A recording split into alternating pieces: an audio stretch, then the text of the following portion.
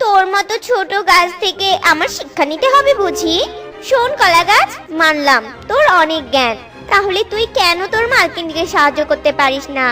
না দিতে পারিস ভালো একটা বাসা বানাতে, আর না দিতে পারিস ফল দিতে, তাহলে কি করে সাহায্য করিস? তুই একটা অপ্রয়োজনীয় গাছ, তুই তো সময় মতো ফলই দিতে পারিস না। একবার ফল দিলে তোর জীবন শেষ, তার উপর আবার অন্যকে জ্ঞান দিস। আর কোনোদিন যদি আমার সাথে কথা বলতে আসিস না, তাহলে দেখিস আমি মালকিনকে বলে দিব ফালতু কোথাকার। যে না একটা গাছ, তার আবার দিমাগ কত! দুর্বল গাছ কোথাকার, একটু বাতাস হলেই তো তুলতে তুলতে পড়ে যাবি, তার আবার উপদেশমূলক কথাবার্তা। এভাবেই দিন চলতে থাকে। বনের আকাশের গতি বেশি একটা ভালো ছিল না, তাই টুনি তার ছোট্ট কলা পাতার ঘরটা ভালো করে মেরামত করে।